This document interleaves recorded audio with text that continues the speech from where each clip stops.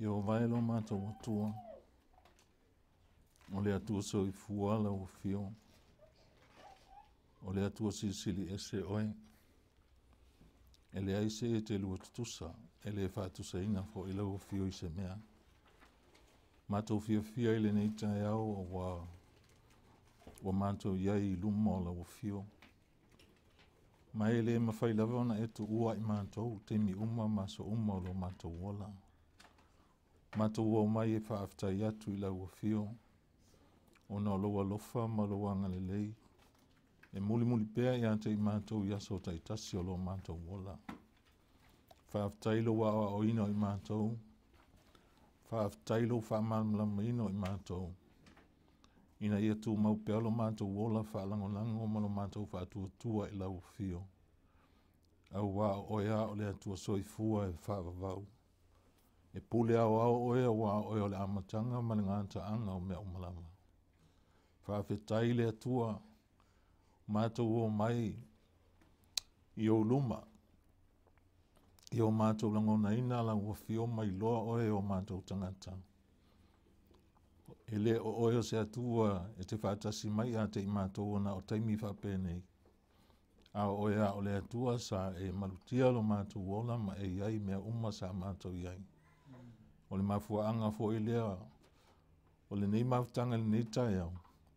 A wā oia o le atua. E te taitai ma le tu la fo ina I mātou. Ia langona o mātou loto le loto fia le loto whaafitai. Le loto whaatuatua mātou te talitonu ai. O oia o le atua lo iai whaatasi mai mātou. I o mātou lolo maualunga ma lo sili ese. Ina I o mātou amatu le ve inga o lau fio. Mai I o mātou loto a toa. A wālo e sila I o mātou loto le nei tae au tama. Whaaftai tele ia. Sanga vi ia pea lau fio. A wā oia le atua vi ia le me oso ailela. Se ia o le me ngoto I ailela. Whaaftai tele. Ono Yesu Keriso lo mātou ali I o mātou talo atuai. Amene. Sa uni tātou e.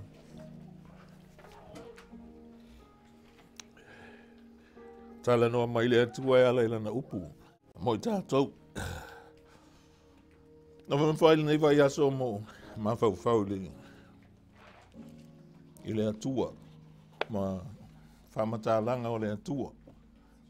Wa le atua I le tau whamatala e sesi, whamatala e lana fionga. Whamatala e lana upu. E siri ese. A whape siri ese lo numinga le sesi la te tutusa. E le sesi tau pule ma le atua. Oia o le atua pule au au. E pule tō tasi. E le sesi e tu e whasanga tau pe te atu. I le pule a le atua. So e lau tuspa ia le tu se salamu. Salamu e lua. So o amal salamu lea sa tātou whaungaina vai aso taluai. So e lau tusi nā. Tātou mawhau ai le atua. O le ase fina ngalo fo o le atua e mwhaina e maua mai. Ia, pe whaalongo fo se si nei fo I tapua inga le nei taeo. Ia, e maua fo se soani. Awa o le atua o ia lava o lo tātou taitai.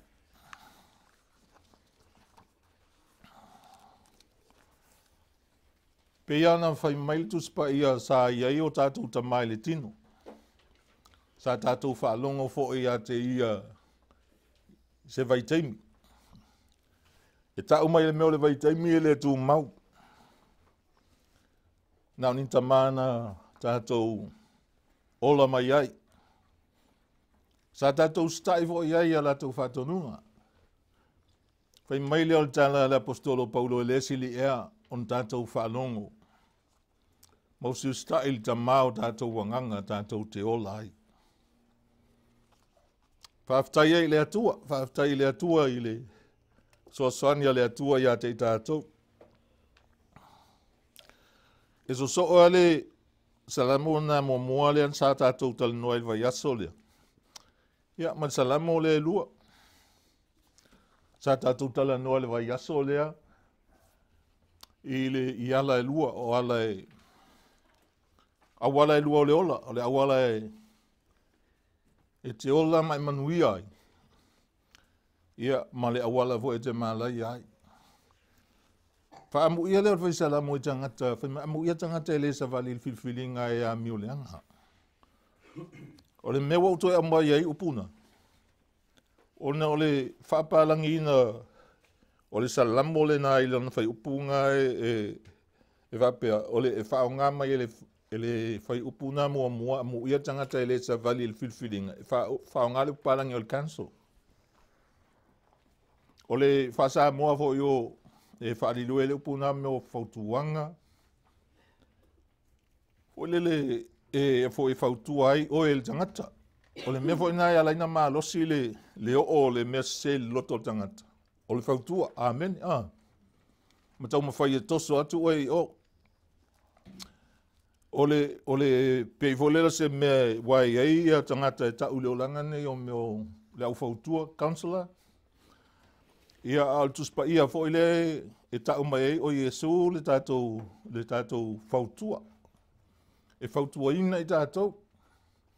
O ani me te vai ai, o ani me te vai atu o laupe ua sapa i lau watu. E tatau wana e langona le fautua mai o le atua. A wafo o le atua le tu ua o e se e palasi lalu. Amene. O le taimia e sapa i lau vai ia o na soaswani leo le atua ia to e sao. Lau se vali. Mai tala fai salamo le atua na apa mai, ma e au lalo le mea sa au ngoto ai. Ma whaatu ia te au lunga le papa ua sao ai lau se vali. Tele mea le lei e fai e le atua tangata. Fai u salamo na mua fai mai e silafia le atua le ala o ea Miltonu. Ai whano le ala o ea ngasala. Salamu e lua nai whautala whapea o le waloanga le Mesia. Po le waloanga fo i le mālo le Mesia. O le mālo le na. E le ngata o leo tātou iai totonu. A o le foi tātou te whatalitali iai.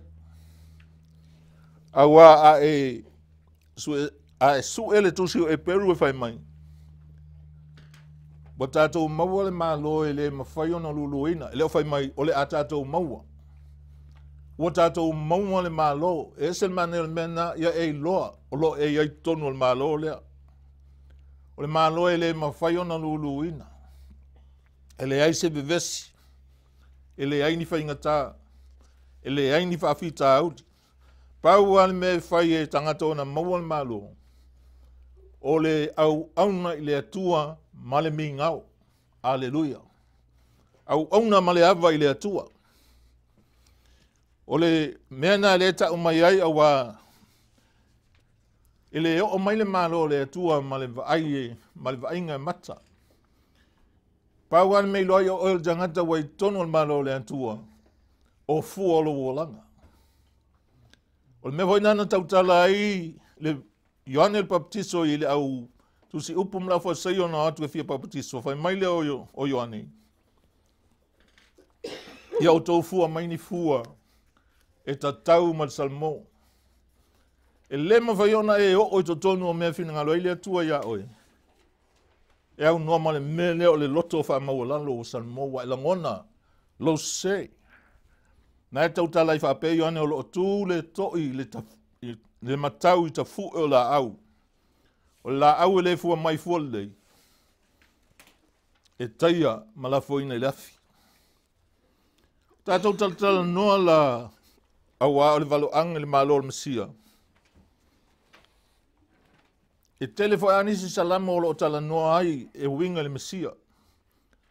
O lo tau tatala ai. Ona o la tou o tangata o la ua la tou tala noa. Ile taimi na ele ia fio mai Yesu ele whanau. Ai pe e ua tuu iai se iloa Se va ai mamao fa perfetta. Wa lato ilo ai le Mesia. O le afio mai. O ke riso lea. I lona maliu, i lona soifua mai, ma lona maliu, ma lona to e tu mai. Ma lana no fo inga e no fo tupu wai i le lalolangi e whavavau. Tonu e ngalo i tele o taimi a tātou lea mea. A o lea lava tātou te whātalitali lea fio mai o Yesu. E a fio mai e no fo tupu i le lalolangi lea tātou te olai o tāvita. O ia lea atonu na ia tūsia le salamo le lua. A wala no ta uatu whape o tāvita. O lea sa leo leo mamue. Sa avea fo i mawhita fita. Ai sa whai fo i o ia matupu. A o lea lava sa iei fo ile to finga lea whaperfeta. Ma whai e ona ia tala noa i salamo le lua. E ma whai ona tātou i loa. O ia fo i o le perfeta i le tusi o ngā luenga. Pe a whai e tangawha ama ulalo ngā luenga e lua whai upo e lua fulu iwa ma tolu se fulu. E te whai tau wai ina i loa ai o tā vita o le perfeta fo. Au wafo i o le salamo lea e lua lea tātou te whai tau wai matatala noai nei. O loo wha matala mai ai le whaanunu nunu o nuu ese. Ia ma wha mau ai o la tau taimi i mea lea o ngā. Pei o le mea nei mua mai ai a le whai mua le salamo se hale mea whaanunu nunu ainu ese. Ma mana tu natu ainu ese i mea lea o ngā. Ua tutu mai tupu o le lalolangi. Ua pūlenga whaatasi fo ia li. E te atu ia Yehova malena ia whaawina. A u tala noa la u tilo te salamo lea mo u vamva aipe iai. O tango whaatustusa o lea ua amata na wavala mai matatou loa. I le taimine wa tatou iai. Le te o tangata i le atua. Ai maise o tangata e taitai ma whaululu iai maa lo le lalolangi. Pe ia ona whai mai le tala le e tutu mai tupo le lalolangi. Ma li o le lalolangi ma maa lo. E te atu i le atua ma lena ia whaawina. I le mata upula le lua o salamo. Whai upu mua e o le tolu. O nai tau tala i whapea ia Tavit. Se ale mea ua whaanunu nunu ainu ese. Ma mawhau whawau ai nuu i le mea e lea o ngā. Te iloa le atua o le matuata mao a inga o le atua. Mea uma. I le ngata i mea whamanu iei na ilo tino. A olo mawhau. E mawhaia na ta mao a inga i le tino. Ai ia sili atu ona e ta mau a inga i le mawhau ma le anganga. A wa a ta mau a inga na o le tino ai le aise me le mawhau ma le anganga. O le matua mau lava. E le aise au ngā. O le upu le whanunu e iailo na isi upu sa moe. E mawhai ina tau malama tātou o le mea o le mui vale. Mui vale. E le tatau ni tangata, e la tau iloa le o le atua, o na whaia le mea. A o mea e whai tangata, e mui anga i le atua. A wai tutu mai tupu, o taitai o malo, e o mai e te i le atua, ma lena ia whaawina. Ma whau le nei vai taimi. Ma sani anu whaalongo, se tala whapea, wale oto e ta ua whasanta u le ingoa Yesu to tonu o le aonga. O sana tau i tatalo whai, wale oto e tatalo i a Yesu po le atua i taimi, e a mata ai vasenga, mea whapena. E leo se mea nam tato whaalongo ma moe ai o tato mata mo tato loto. Moe ai mo tato ma fau. Ua tutu mai tupo le lalulangi, ua pūlenga whaatasi fōi alii. E te atu i le atua. e te ia Iova, o le sen manino upu ia sau, e te ia Iova, ma le na ia whaawina, lona winga e te ia Iova, ma le Mesia. Awa le e valo ia mai ile ma lo le Mesia. Fai mai la tala tangata nei, se tātou mo tusi ese, ala ua no atanga, ma lafo ai ese ina, ala ua maia ia te tātou. Fai ngā tai ana talia e tangata le atua. Fai ngā tai ana lato talia me fina ngalo ai le atua. O le winga leo le upu lea, se tātou mo tusi ese, ala ua no atanga. Ma lafo ai ese ina ala ua maia ia te tātou. O lātou au wala le au ngā, e o ai lātou le oti. So se au wala le anga la e te mawhau iai ma e whaia, ma e savalu iai. E le oti ia pe on tātou loa mai le salamo mua mua. O lo wha amu i e tangata e le savali il whiwhiringa e a meo le anga. E te iloa e oti il taunu unga al mea lea. Ina ua o il whai unga salamo mai wasi la fia i ova le ala o e a meo tonu. Ai whano le ala o e a meo le anga. E le i wha pia o i le teimi tupu ai a mea. A mea umalawa. E o i whaiwhi au. Po le ale masawa le launga. O le ale olo le ngango o le whaiwhi au. O le ale tau tala le whaiwhi au e tua ina isi tanga tama whaiti o. Whai mai le tala tuspa ia tātou te lau tu umalawa tai tō tasi. I luma no fua wha masino ke riso e te tali. Ma tau atu mea na e whaia i le ia ke riso Yesu. Pele lei.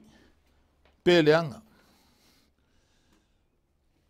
E le whaapea o e a mio leanga e pei o puti o seito i lātou. E le lea i le matangi. Lono winga o a wala ia e oti e tangata. E whaatu saina le unga le melea pei o le puti o le seito. E ese mai le unga o tangata a mio tonu. Pei tai. O tangata ola umalawa. O e ua wheso tai whaatasi. E te atu i le atua moni. Malana Mesia. E pa u i lātou. Whai mai le, ai tu e tepa ngai tu e salamo mua na whai taule whai upo ono whai mai au wā o si la fia i ova le ala o ea mio tonu, ai whano lama le ala o ea mio leanga. O a mio tangata nei na whai. E tu sa pele i alu e whai nisi tele o tu ina naunga ai ate te e lawai le atua. E muso e sa vali i ala o le atua. E le fia muli i le atua. E whano lo nala. Menan tau talai talamo mua wha mawha il whiwhiringa al tangata. Pe whautua ina fo i oe se tangata. A oe ai whai ala whiwhiringa. Amen. Amen. Telo is tangata was se ona tato whapele ia o meo pipi i fua tangata la. Ai le ai se mea mwhai tangata pe au mai ala to whamtalanga. A o lai e toso le upo le atua lo wola. Amen. La awa e loa lelelei, e makua ngau a ako tangata e alu fua i ta inga ales tangata. Amen. Tonu mea lai vai mai ai. Ele savali, ele tu, ele nofo. Lona winga. E matuale iai ase me e mwhai ai ona mafuta atu i whiwhilinga tangata mio leanga. Au wawa sila fia i ova. Le ala o ea mio tonu. Ai whano lava tangata mio leanga. Ala o ea mio leanga. E le tau whaai loa tato wa mio tonu lumo tangata. Amen. Te loa le tala le whae tuai tato aina. Pau wale mea ia e te whaia. Ia whaai loa lo o langa i le atua. O lo e whaia le mio tonu o le atua. Te le pole pe loa sesi pele ai. Amen. Mele tele na whaasa sai fo lele Yesu whainga o mele tino. Ina ia awane i se ai leo langa tangata. Whai mai. Awane i oto avatu mea lofa i lumo tangata. Langa fo ia mawhaina whao ai le vi inga. Amen. Whai mai Yesu awato te avatu se mea to e au mai ai se mea. O lo tala noa Yesu ina ia awane vi ia oe. Aia vi ia le atua. Peitai o tangata ola uma o e wheso tai whaatasi. Sea alu na o se tō tasi e whaile mea. E tele na tutu whaatasi. Pe ia o meo kengi. Amen. O mai sa moa, o mai pofele tunu e mai ai, o mai nei whai kengi. Peacemaker. Ia po alava, o ai ngoa o kengi e whai. Ai whaalango lango le si tangata, i le si tangata. Amen. O mea na o kengi. Au tātou. Se whai lua kengi male li o Yesu. E te whaalango lango ai a Yesu i aso ma taimi o lo wolanga. O a mea tutupu. To tonu o lo a inga o launga luenga, ma so se mea te iai, ia e loa le atua. E ala no tala no atu wapea. Leanga o le autu leo te mana o e wha autu wai. E tū to tasi, le pule silsili ese le atua. E tū to tasi le pule le atua. E fiu le tangata e tau mawhai ia whaleanga. E le mwhai. E fiu fo tangata e tau mawhai ina ia suia. E le mwhai. Leanga o se mea tu mau. Se mea e ola e mea ma tangata Wai ia. Wai ia le pule le atua. Salamo na e lua whai mua o le mafau fau.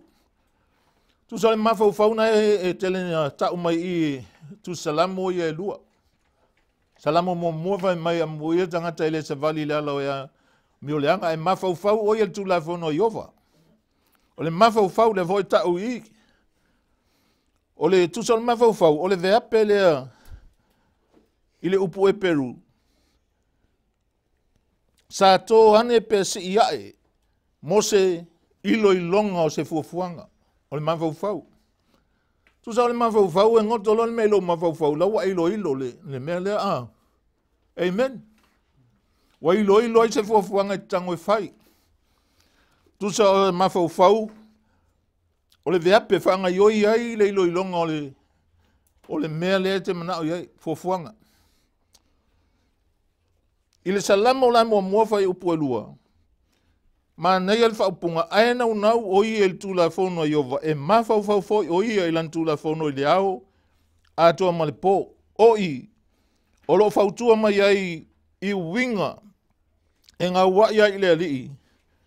E ala i le tautala. Ma le mawhau fau. Aena unau o i el tūla whono i ova. E mawhau fo o ia i lan tūla whono. I le au atoa ma le bō. O e mai isa ia. O le anga sala e ti ngā ina i le tangata. Te ilo le ti ngā ina e maua le anga sala. E le peo le vaai ato le tangata la e te lo mai mati a monga mafa. Ameni Le tautala e tino. Wa isa moa yaso ia ta te le sau nei. E whai a fo isi mamafa o avenga ta te lo wa e mata ita iuta. E amo, e lo wa e le awala maa e le nse vai. E o e tai wata ti ngā ina, wa hafu atoa. Se longa e palasi e se la ta avenga watu ata malo lo. Whai mai la ia tala Isaia ia. O le anga sala e ti ngā ina i tangata. E le leilo ti ngā ina i le avenga voile le i mea fe au faltino wa a palasi lalo na e mapu leo lo tino mai malo lo. Al tinga ina i lang sala o le mea tau ave lo wolanga. Se ia o lava na whai o lang sala ma e oti ai lang sala. Amene. Awa le mea le ala ina vaunga tā. Ma mawanga tā le fisoa soani i le pule i le ola. Mea leo lang sala. Amene. Le ma whai ai se fofo. Se vana ngalama. Wa nga ili zangata i le atua ma le liu i le atua. Le Isaia lima suma le iwa whai upusu tolu. Pea whai su e ailau tusi. Ma nei ai o whamatalanga mai o nei mea tate pea te tango sua su e ma whamatala mai. O tangata sa wala awina i le atua ma mantua Isaia sa wala awe le atua. Whai mai wala awe le atua o ai al watu mo i mātou. O ai se awina atu.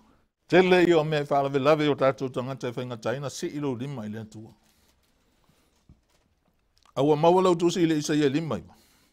Vai fai upusu tolu. Fai taulia. Fai mole.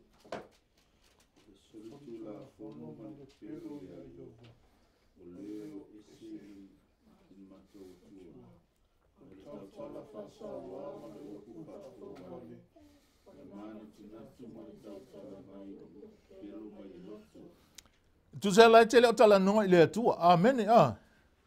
A leo na fo lai te tala noa fo le masesi tangata e winga i le atua. E fai mai isa ia. E tinga ina ili tangata ili mea ngau le ang sala ali. O le soli tu la fono ma le pepelo ia Iova. O le o ese ilo mātou watua. O le tautala whaasau wā ma le upu whafau vale.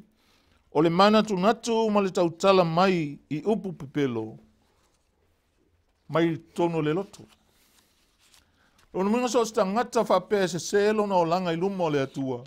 Pa watu ai ngā upu lai tono le loto. O upu pepelo. E tautala ai. I salama o lai tolu suma le valu fai po suma lua fai mai ua fai mai lei o e sa ili ia o woti. O i la tau fo i o e sa ili ia leanga ia. O lo tautala i mea leanga ma mafau fau i mea fa ole ole. I le aso a toa. E sa ole le ilitu spa ia. A waso stangata e ola whapena. E le whapenga se luangi minute e ola i whapenga. E mafau fau i mea leanga. Ma tautala i mea leanga. I le aso a toa. Aleluia. O le tā ua lea. O le ola. E te nofo le fale o Iova i asa uma o lo ola. E whawhanga i le atua lau mafau fau. I mea moni. Ma au mai e le atua upu to tonu o lo ngutu. Ma tu tonu o lo loto. Le whata otol na e luasu whawhai upo luasu tasi whai mai. Lo watali ie. Ia e matau ia Iova. A toa ma le tupu. Aua e te whewha awo wai. Ma e whiliu le wai. Whai upo luasu ma lua. Aua e whaafua sei o na tūla i mai. O lola tau mala. O ai fo i se na te iloa. Le malaia mai a te ila ua uma. Mantua tangata ia ta ua lunga. Lo watali ie. Ie e matau ia Iova atua ma le tupu. O le la ua leila lo. E aveanga ia Iova ma le tupu. O le tupu na wha wina i le atua. O lo aveanga i tangata o le atua. Ia pe ave fo ia Yesu. Matau ia Iova ma le tupu. E le lopo ai o la ua ia pe sau whatasi ia. Le malaia mai to lua lea. Amen. Amen. Waifa mai a waifa fo sei ona tula i mai. O lola tau mala.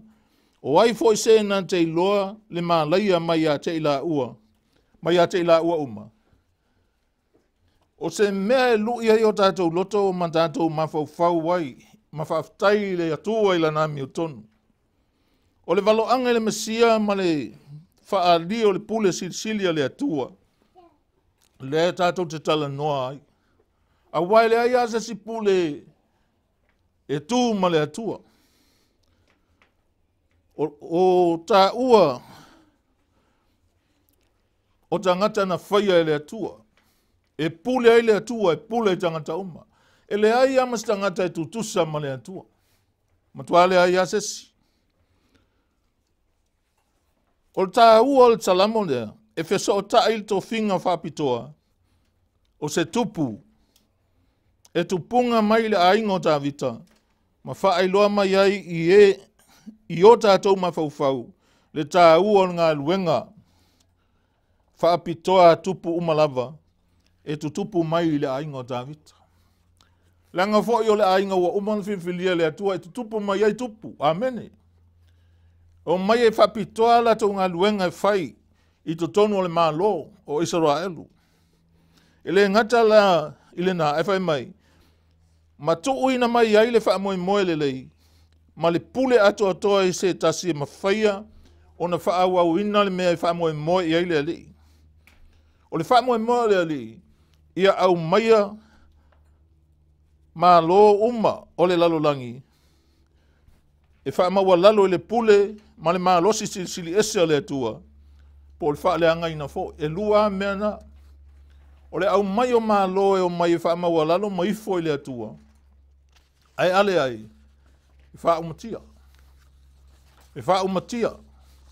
O walo anga umaia sa whai anga e winga i le mesia sa wha atu mai e le atua. Salamu e lua fai upu e iwa mansifulu. E te fasi ngau ngau ina ila tau ile to to'o o mea.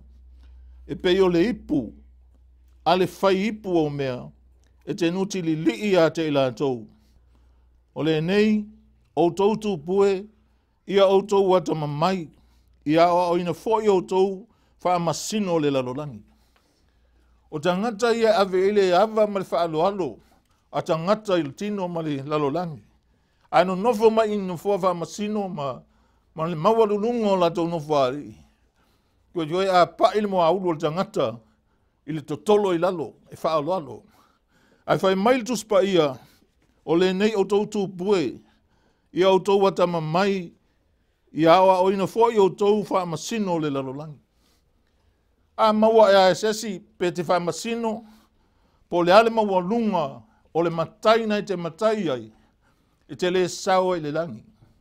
Paua le mea ia awa o ina, o le winga le upu awa o ina wha masino le lalolangi, e mana o mia e tupu ma wha masino le lalolangi, le awa o ina i le poto ma le ami o tonu o le atua. Ina ia whaia i e tangata le ami o tonu o le atua. Awa o tangata le ia e tutu tele ai maise vai teimi nei. E le tau whai atu, ai te iloa lava i mewa tūla, ai mai matutupu.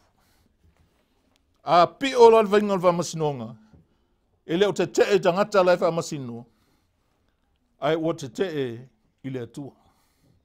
Wa le whaia le whamasinonga le atua, e le tā ua la le poto na a vea i ma whamasino, ai tā ua le awa oina, ina ia whaia le whamasinonga i le ami o tonu le atua. Whianga inga fōo, lo whaalitino mai ai o Yesu, e tusa o ia lea, na tupunga mai le ainga o Tāvita. Na whaatu mai, pe o Tāvita na mua whaau, ia mawhai elfolfolanga le atua, lea na mawhai na mai Yesu, ilinga luenga su tolu, whai upu e tolu lua tolu, whai mai ua mawholofola atu fo i le tala le lei, ia te utou, i le mea na wholofola ina atu i o tātou tamā, wa whao o ina lea le atua ia te i tātou, o a tātou, o a lātou whanau. I lona toi whaatu wino Yesu, pe ona tūsia fo i le salamo e lua. O wholofolanga le atua, e le mawhaianwa pe Yesu wholofolanga e le whatau nuina. A whetalai le atua e tau nu. O me wholofola e le atua na te whaia. I le mua mua kon hito e se fulu lima, whai upo e lua su lima ma lusu fitu, whai mai e tala paulo. A waita tau o na pule o ia, se ia tu uina e ia o na fili, umala vai lalo o ona vai. O le toe fili e wha umatia, o le oti lea. A watu uina e ia me umalama i lalo o ona vai, ai peita ina ua whai mai, watu uina i lalo mea i ante ia, ua i loa tino ai, ua vavai e se atu le na ia tu ina mai, na ia tu ina i lalo mea i ante ia. O le winga le upule ua vavai e se atu. Taimi na tu mai a Yesu, ua iai le pule atotoa.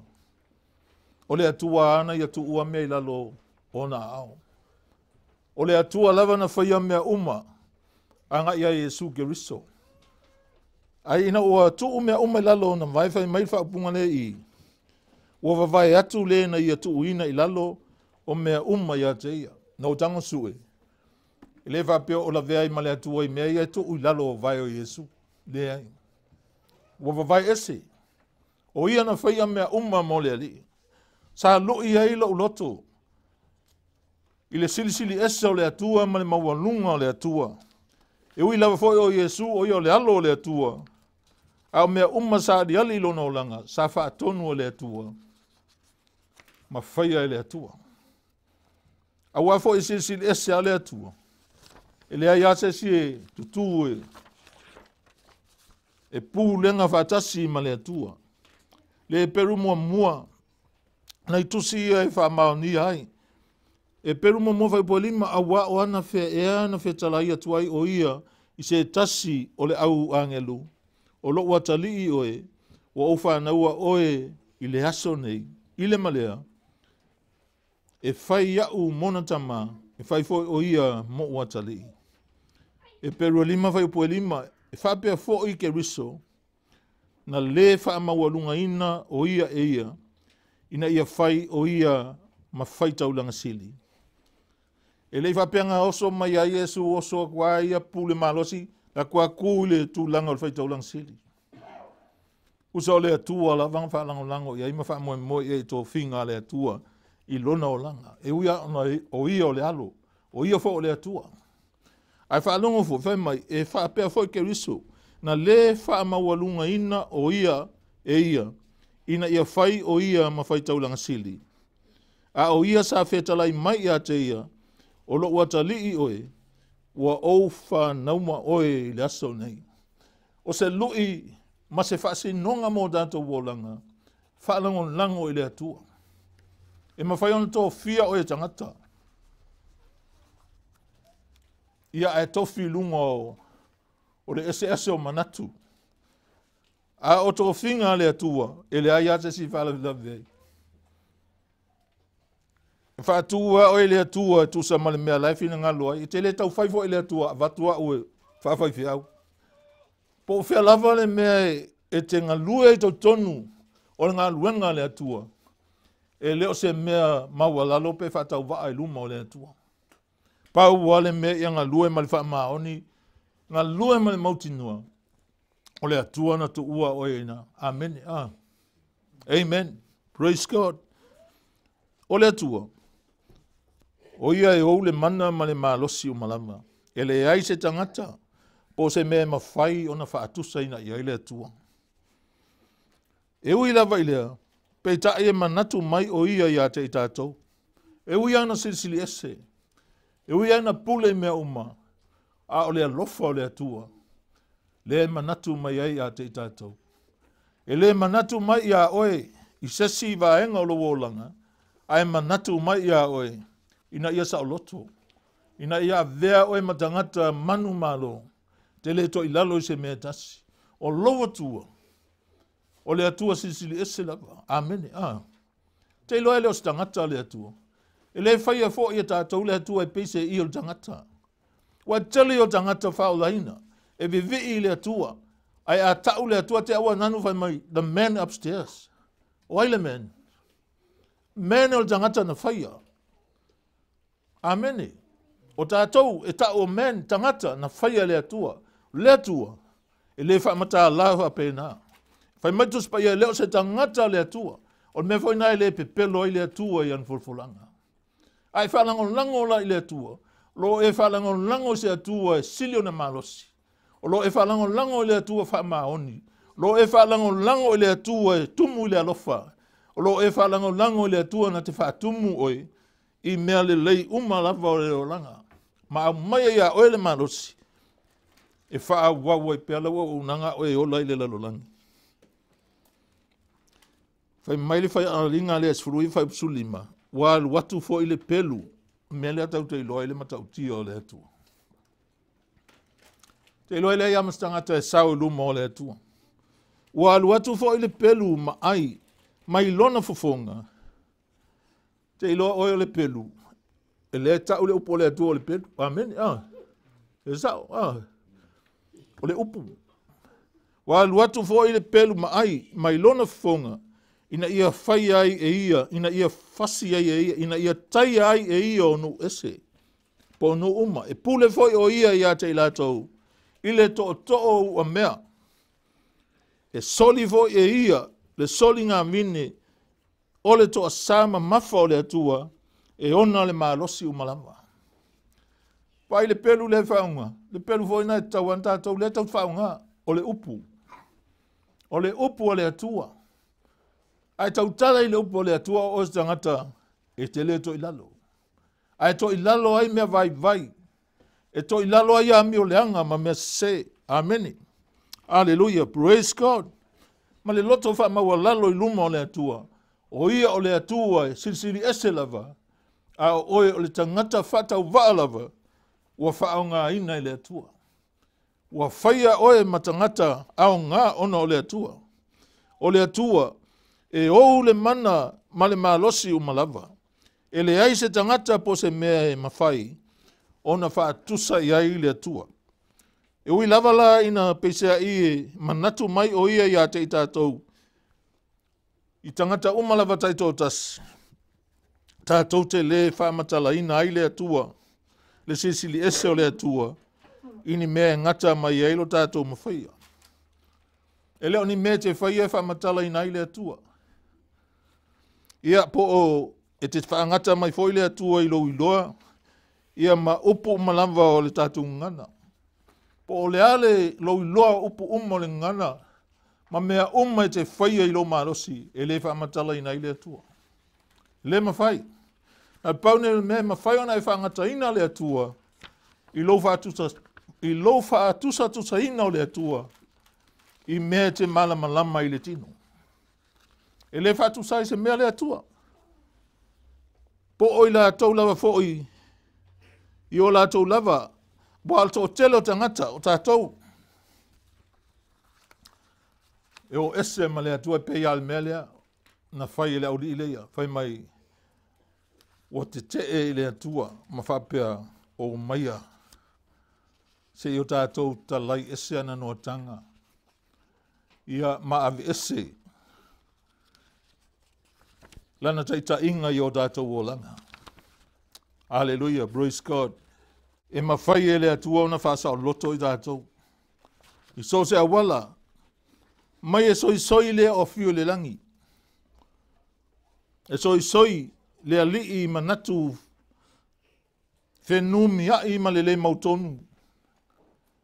O tai ma malo, ma le lato ve vesi vale, e o winga i le pule ma le malosi. E si la fia le leifo i le atua, le tua oi ma le mea ngata ma iei le malosi o tangata. Te loa aua te mita i le malosi. Langa le malosi, so se malosia, sau mai le atua. A se sena wha au ngā tangata le malosi, e mwhai foi ontoi ave ese le atua, le malosi le nā.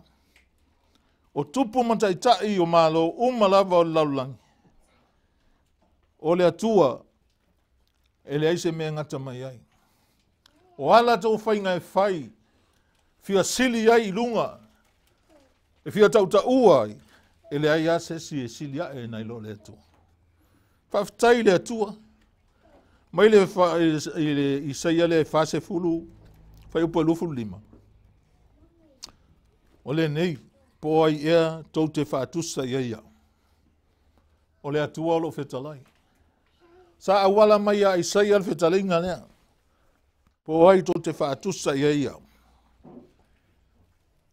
Po ai fo'i ma te tutusa. O whetalai mai ai le pa ia. Se te pa ai lunga.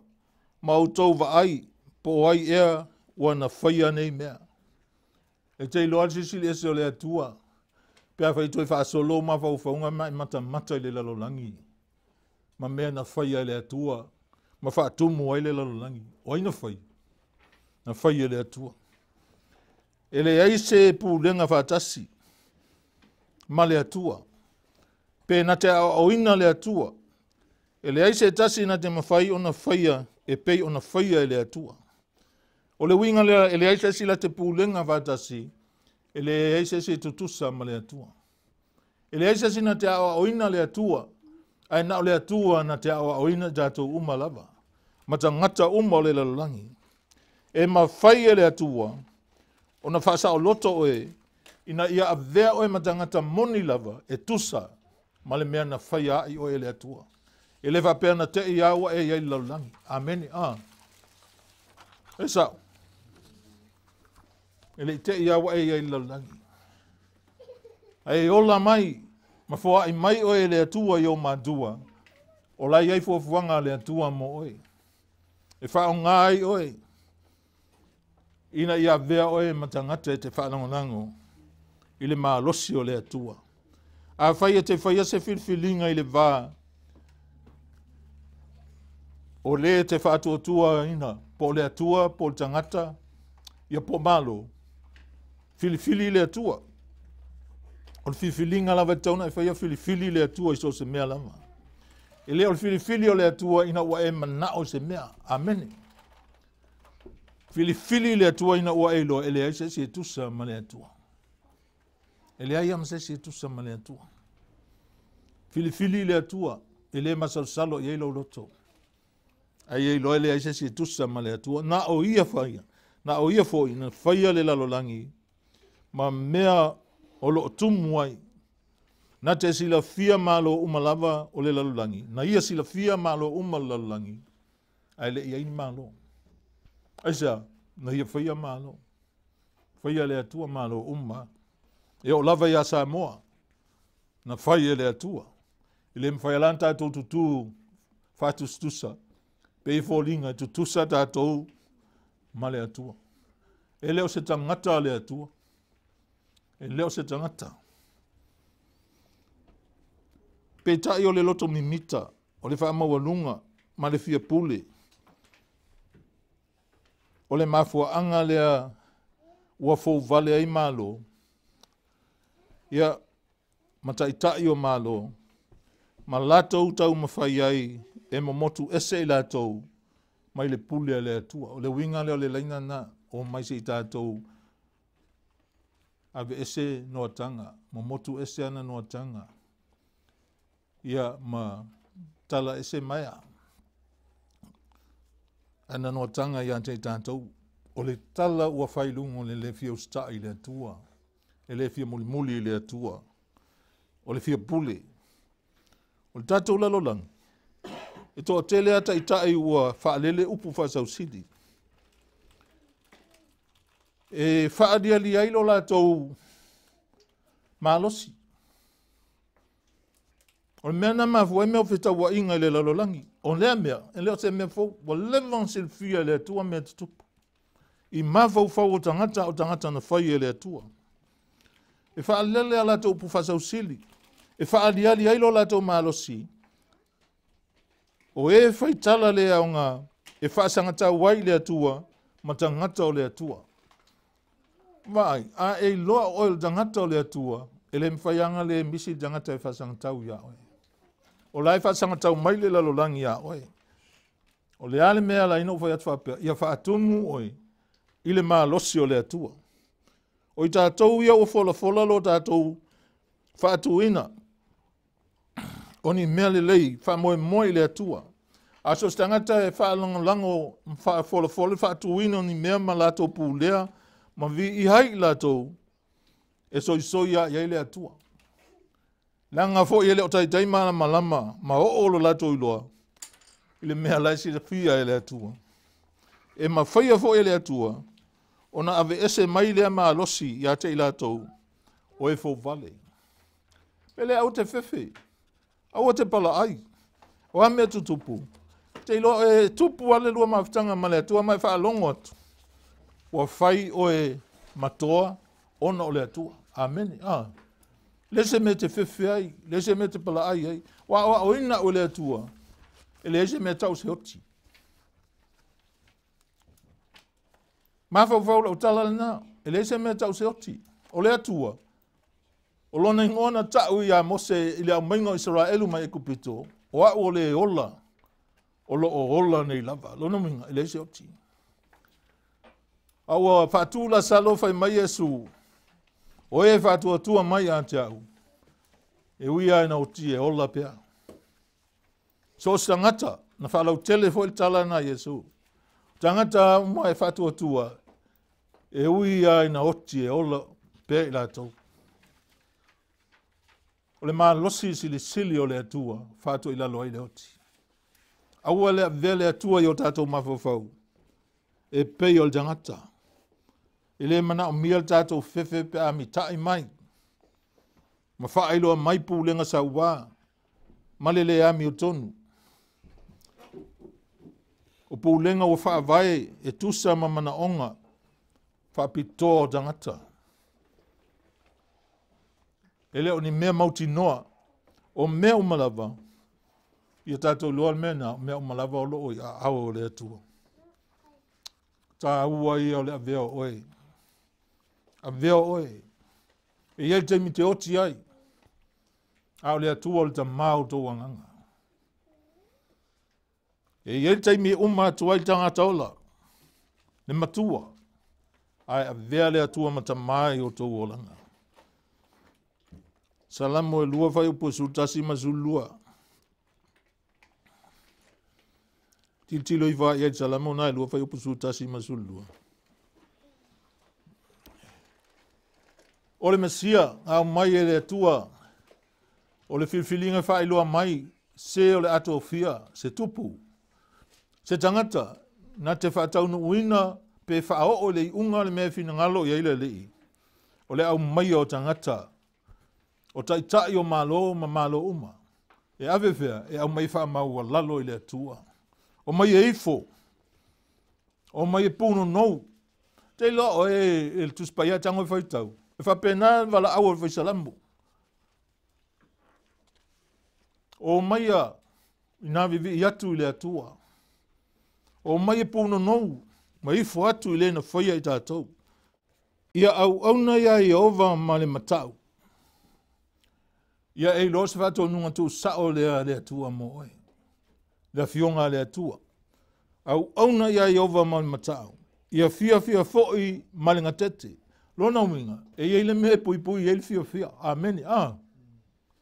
Au wa o tatou ai il tele o fia. O makwa ova lava. Kwa ova wo o mo fia le mafau. Au le fia ile tua e te langona i to tonu o lo loto. Ele ongi me ke alu ake wa oso solo ile volteli. Amen. Te langona fia maringa tete ile tua. Aisa o ia o le atua mamalu. O le atua mi o tonu. O le atua e sila i mea le lei, ma mea sa unia ato toa. Fai maila le tala tuspa ia. Fia maringa tete. Amu ia ila ato uma, o e whatua tua ia te ia. Ai fai maila tala songi i le atali. Pawale al mea lena o tau su e mai, songi i le atali. O le songi i le atali. O lona winga. O le songi. O lele ai songi lesi tangata. O la leile lua maftanga. Amen. Mena. E songi le atali ilo no winga. O la tau mai. Ia fai se le leinga. Ma le atali. O wai fai mai. Ia au auna ia Iova ma le matau. Ia fia foi ma le ngatete. Ina songi ia le atali. Ne ito asa mai o ia. Ma o tau whanoa i le ala. Au wai whafua sei o na tupu o lona to sa. Le ase sengal me lea mal me volele le tau te ilo ai whai mai le ilo al taimi a fio mai le le. Whafua sei na tupu. A le me whai le tangata ola ma tangata ma tau le atua. Whai se le lenga. Le tangata fo i o lae. Mita le maa losi. Ma tu mai ni tu langa ma walulunga faltino. O oe na le ma na oe tuspa ia. Songi le atali. Fai se le lenga ma le atali. Fatino e oe se le lenga i le atali. Leanga i whaafua sei. Lona to sa. O lo wha amu ia mai ai la wha ai ua i whai upu. Amu ia i la to uma. O e whaatua tua i a te ia. Ngai te whaatua tua i le tupu. Pea i whaatua tua i le atua. Pe te whaatua tua fo i a Yesu. Lo e whaatua tua i le atua pule au au. E ou le mana ma le malosi o malama. Te ilo oi. E matua lea o ngā le whaatua tua le tangata. Whaatua tua i le atua. O lona winga o se ngā luenga e whaatino ai. Se le lenga ma le alo o le atua. Songi. Kisi ai. Ia e ka le sia atu lo tangata. Totonu songi loa. Ai lai foi tau tala ia ile tusi a Paulo Iaconito. Fealo fangi ile songi pa ia. Winga o songi pa ia. Sa o mafau fau atili ai ai. Wa sa utatalo ile atua. Foi mal poto. Leo o loa wa foi fe au. Wa nga lue mo le atua. E tele ana songi. Songi so sesi songi tangata. Te ilon mea tau o songi pa ia, o lo songi ma lea lofa wha maa oni o lo loto. songi ai, i se si whaupunga, te songi ai, whailoa ai, o so wata li, a wai e me ta unga nga songi, amene a. Songi ai o lo lava tina, o lo tama, o lo uso, o lo drofine, mena tau songi pa ia, ele aini mawhaufonga alu alua, ele aini sila ngona tutupu ai, songi le atali. Faise le leinga male alo le atua. O ke riso le ngata o le tupu filfilia le atua. A o ia fo o le tupu tonu, o le tupu e sao mawhetau i le lei, i o tātou o langa, ma o tātou loto. Amen. Ke lo i loa i lo o langa o lo o tupu le atua ia oi. O lo pu lea mai le atua, mwha tonu le atua. Lo o langa atua. Te lo le mele masea tau talai. E le ise a wha ino tangata i e te whitaubi ai ma whasanga i ma whio ai. A lo ma wau tu sao ai le atua. E wha tonu mai lunga o e le atua le mete whaia. A wae, e le ma whai whaontalia le atua ni uwinga wale le te whape o ioa o tangata o le atua. Na eru ese le ama e whape o so whamamau ese le ange le angale o langa o lea. No mana tua e tala a Paulo il tusi o Roma. Pai mai, awane i whaato i laloina o e le leanga. Awane i leanga mai tangata ona e to i lalo ai lea. Amen. Ai tango i whaato i lalo le leanga na i le lei. Whawhian whaatino. Pai mai a whia ai leo lo oita ia oe. Pe whai o e mawhiri. Whawhanga. E leo se me whai ngō whie. A tātou te ngā lava na i loa lewa na e tauta ua le swafo le li ma i loa le leo le atua. E whia ai mai loa tangata lai te ita ewe, siri e pia awe whanga i pus.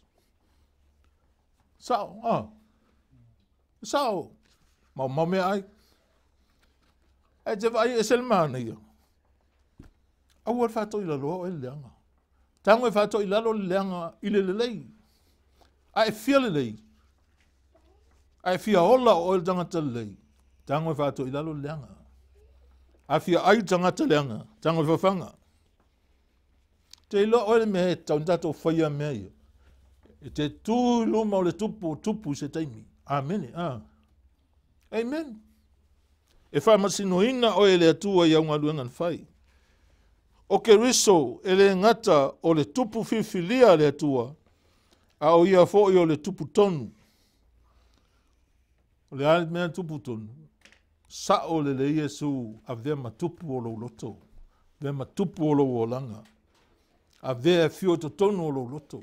Na o mea sa o a. E whaali mai e ia.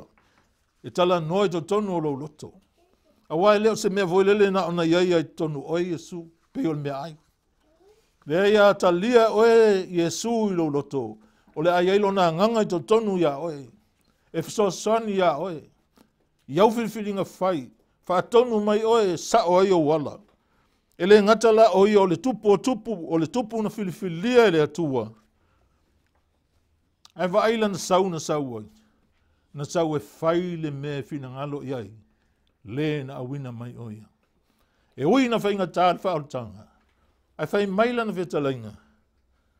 Lo tamae, ai whina ngalo iai. Ave ese.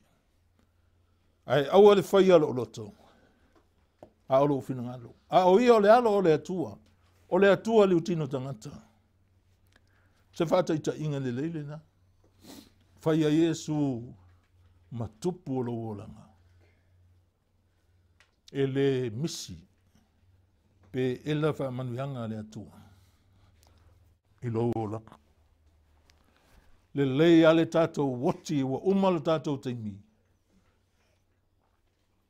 Tātou wola mo le atua. E wha maa oni lona lofa ia te tātou. O le tātou sa auni atu mo le fio mai o le li o Yesu. E te tau ana tātou wha mau a lalo mga wai i lana taitainga. I aso lava tātou te olai. Wha mau a lalo mga wai i lana taitainga. Tu ua atoa i o tātou tangata. E te mi E le upunga whaonga tu spa i ole surrender. Tu sa wa la fwa i uma mea. O whaalea ngā ina hoi mea unga. O se lima. Wale ai le lalolangi. Awa i oi atu i le atua. Le whanau pele a le atua. O pele fo i o lo loto o maa o loto. Ale esesenga. E oti maa ua.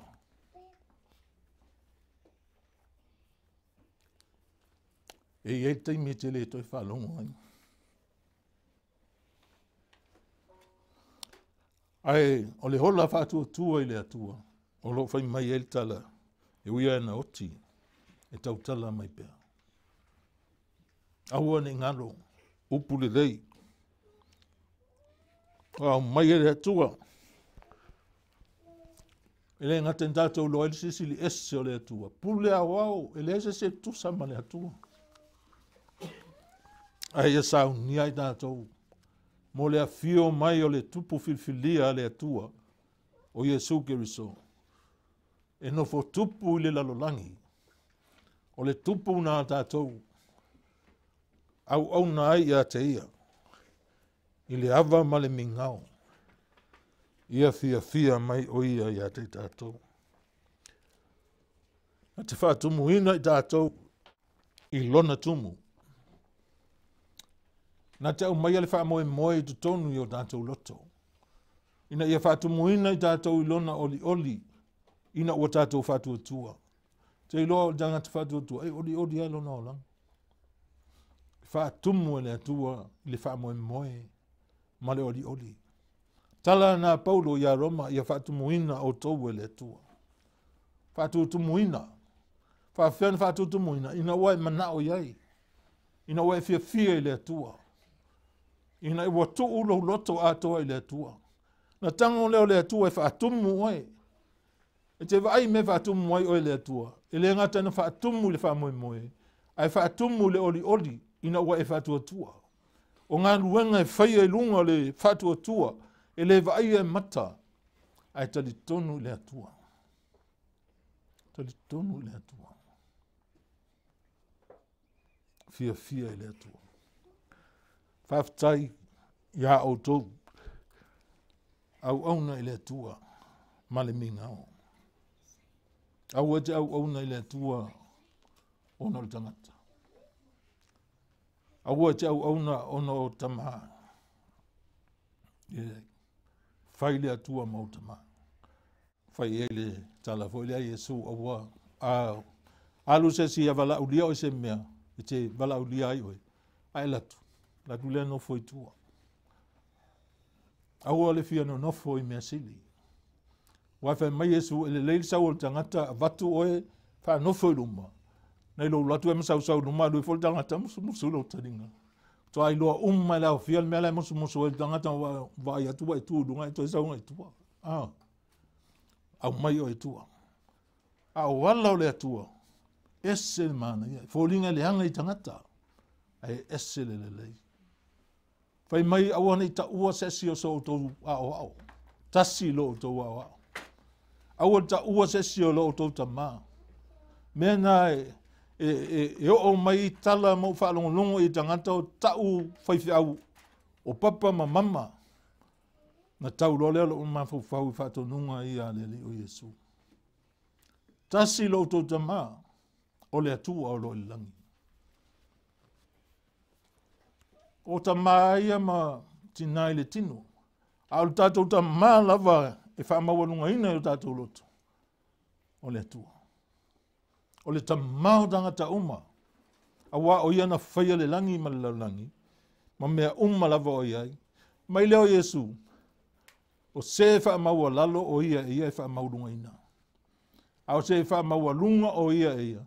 O le whaamawa lalo ma le whaamawalunga. O le me whaia lava o ia. Ai tanga whaamaua lunga oe, e te le toi whaamaura loa oe, e whaamaua lalo oe le atua. Amen. Amen. E le leila o le tua inga whaamaua lalo la e le lei, o lo tanga oe whaamaua lalo oe. Amen. Ai a whaamaua lalo oe le atua, o le tuu na oi se mea tele fifia iai. Ai e wha mawalunga, fo lele wa wha mawalalo oe, tango leo le tua ave oe anga lunga. Ile mea fia ai le tua. Awai ai plena le tua na mafo ina whai oe. Ai na te mawhai alava, o na tuu oe, ile mea na ia whaia, ai oe ia tusa malon finangalo.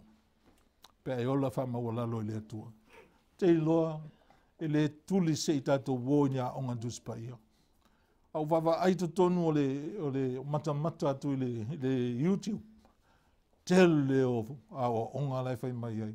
Whaatala noa mai ai, winga baptisonga, winga o le whaonga ino tangata, o le whaasana tau tala fine tonu a kālesia, o whapea so o le unga lalea, o le tele o maua o ngā duspa ia o iai nei. Ai te iloa oi. Fai mai tusi pa ia lea. Tala Paulo na fai ia Timoteo. O tusi pa ia o malawa mai lea nganga o lea tua ia. Ea o ngā.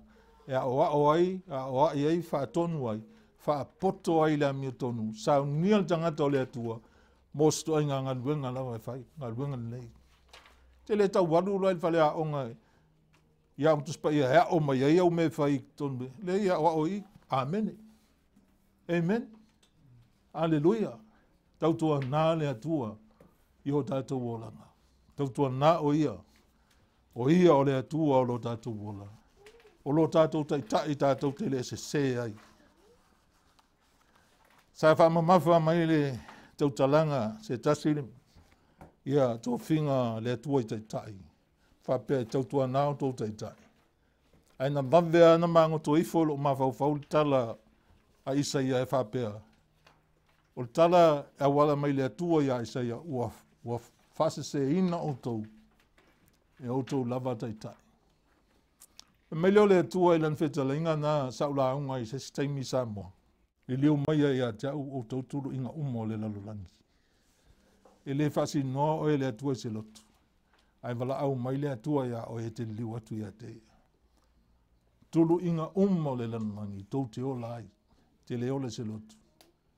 A wapole ale ma ai o onga ai atu i lunga e tati whaalongo tu al whaatalofa. Whaatalofa pitoa lava. Au tangata o le atua. Tangata uma o whele i tua i. E te lol tino o le atua. E whau i meo tangata Samoa mea uli seinga msostua inga tangata. O e ua alo lofa i le atua. Matali tonu i le atua. Alleluia. Praise God. Whamanuia le atua. Ia te autou whamanuia mai lea tua. Ola i seo langa. Atonu tō whalongo ne te aope i wa esele a matanga le dantou. O nofo amo o mafau whau atilu. Te loe. A tatou mai fo i impe o tangata o e whai e awha ia le si tūla. Tau whawhiloa ingo tangata le to tonu mo whalupe. Mene, a le maa nei o le mea o le tātou mai a sa o au tātou loto i le atua. A lofa i le atua. Nā te leo tū lafo ina i tātou. Hallelujah. Praise God.